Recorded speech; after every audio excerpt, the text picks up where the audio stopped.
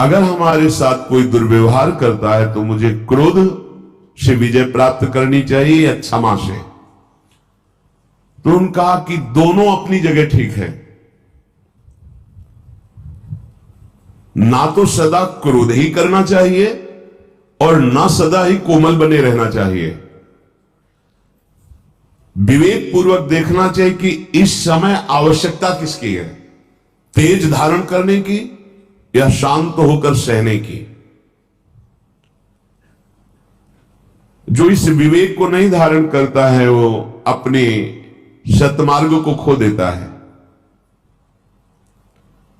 अब आपके गुरु निंदा कोई कर रहा है, इष्ट निंदा कर रहा है, धर्म विरुद्ध आपके साथ व्यवहार कर रहा है, एक बार क्षमा करने का अवसर है। पहली बार जिससे मिले हो और वो गलती कर रहा है तो उससे क्षमा कीजिए। एक बार क्षमा, सावधान, अब दोबारा शब्द नहीं, एक बार क्षमा। अगर दोबारा तो आप में सामर्थ्य हो तो जबान बंद कीजिए, नहीं कान बंद कीजिए और वहां से निकल जाइए। दंड देने की सामर्थ्य अपने लोगों में नहीं है, क्योंकि ईश्वर दंडधारी है, हम उनके दास हैं, वो देख लेंगे। अपने को हट जाना चाहिए। उस सभा में, जिस सभा में अधर्म बर्ताव हो रहा है, यदि आप बैठे रहे तो उसी अधर्म के आप भी भागी बनेंगे। जिसमें संत निंदा हो रही, भगवत निंदा हो रही है, अगर वहां आप चुपचाप बैठे हैं, विरोध नहीं कर रहे हैं, तो वही पाप आपको भी लगेगा जो निंदा करने वाले को लगेगा। इसलिए या तो उठ के वहां से चल दें और या फिर उसका विरोध करें, सभा में खड़े होकर उसका विरोध करें कि आप ऐसा नहीं कर सकते। इसके करने से आप पाप से बच जाएंगे। अवसर देख करके कभी कभी शांत होना पड़ता है और कभी कभी भयंकर रूप भी धारण करना पड़ता है। इससे वो अपने परमार्थ को बचा लेता है। तुम्हें क्षमा का अवसर बताता हूं, जैसा मनीषी पुरुषों ने अनुभव करके सिद्धांत लिखा है।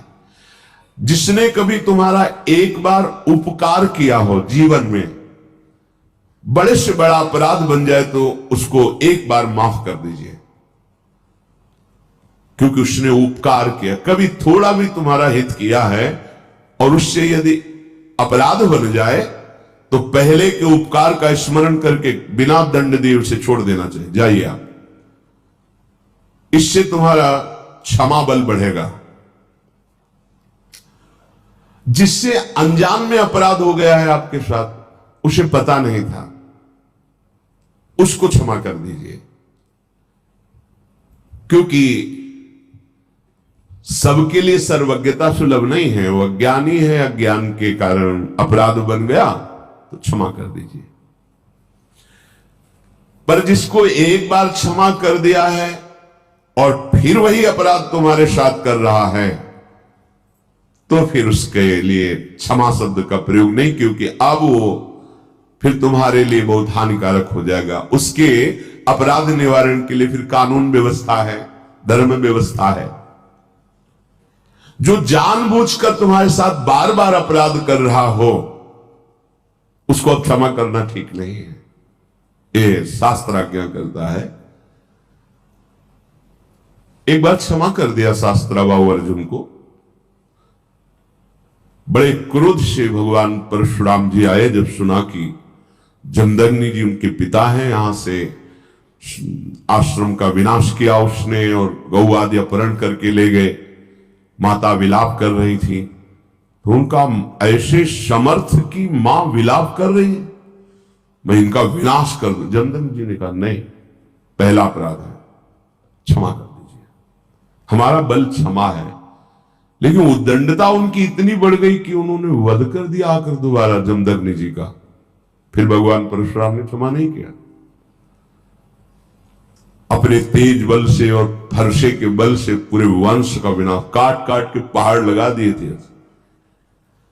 तो जो उद्दंड है, पाप पे पाप करता जा रहा है, उसके लिए क्षमा शब्द का प्रयोग नहीं है।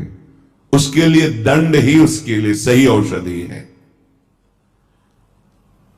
प्राणी कोई भी हो, यदि एक बार अपराध करे तो विचार पूर्वक क्षमा कर देना चाहिए। यदि जानबूझकर दोबारा अपराध करता है तो उसे, ये दूसरों के लिए नहीं अपने लिए भी लागू है। एक बार हमसे गलती हो गई तो प्रभु क्षमा कर देंगे।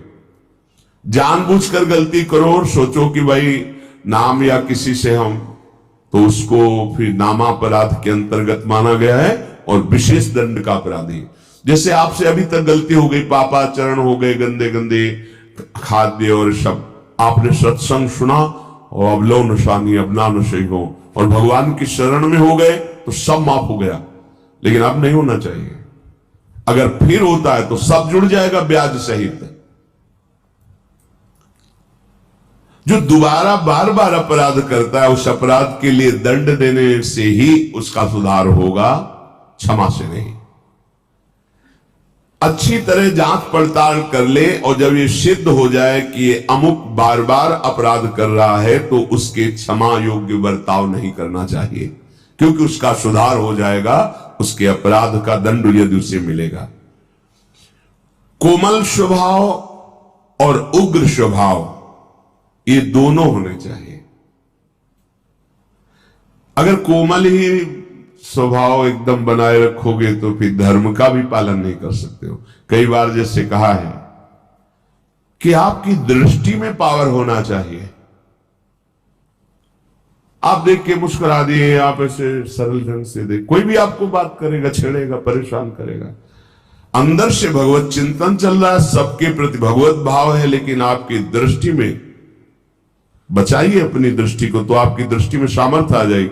ऐसे ही आप जो देखते रहते हैं आपकी दृष्टि शक्तिहीन होती रहती है। संत अपनी दृष्टि को, तो जितना आप अपनी नेत्रेंद्रिय को फिर आप देखेंगे तो सामने वाले के अंदर जो अपराध वृत्ति भयभीत हो जाएगा।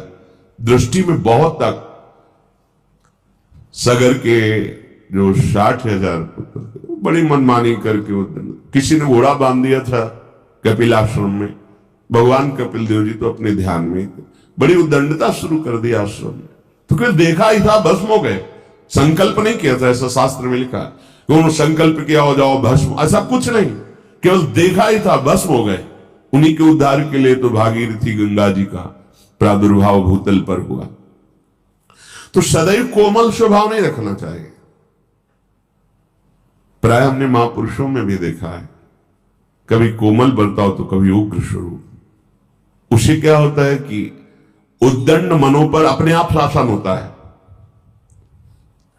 बहुत दयालु हैं, बहुत कृपालु हैं, बहुत करुणामय हैं, तो आप देखो तुम्हारे मन की दशा क्या। अरे कुछ नहीं, 2 मिनट में बात, तो देखते हैं ना वो। और जब ये पता है कि अगर तो फिर हमें दंड मिलेगा, निष्कासित कर दिए जाएंगे, नाना प्रकार का क्लेश मिलेगा, तो मन भयभीत होकर सतमार्ग में चलता है। इसलिए भगवान का कभी शांत स्वरूप देखा जाता है, कभी उग्र स्वरूप देखा जाता है। इसलिए कभी गुरुजनों को भी देखा जाता है कि बहुत शांत है, तो कभी बहुत दंड विधान पे लागू कर दे, जब बाहर ताला लगा दे, बात नहीं करने, नहीं अंदर प्रवेश निषेध, ऐसा ऐसा। उससे मन को जो आपराधिक प्रवृत्ति में उत्साहित हो रहा था वो भय लगा और सतमार्ग में चल दिया।